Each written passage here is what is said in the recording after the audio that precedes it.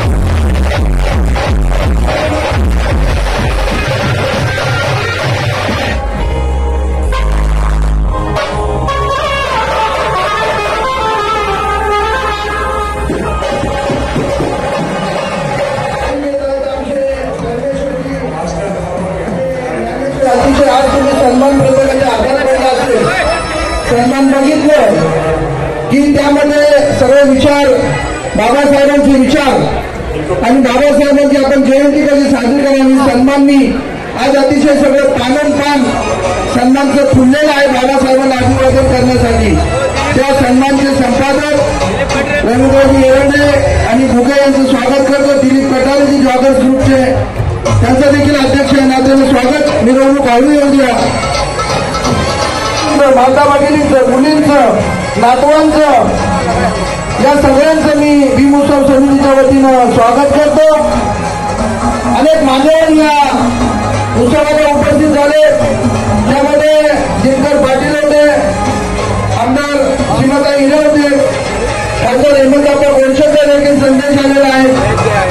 अनेक मान्यवर सलीम मामा शेख आहेत, सलीमभाई, गोकुलजी निगड, निवृत्तीजी इंगोले, भगवत आरोग्य, धीरज शेळके, तात्यासाहेब, आपले निलेश, हे सर्व अधिक मान्यवर उपस्थित झालेले आहेत.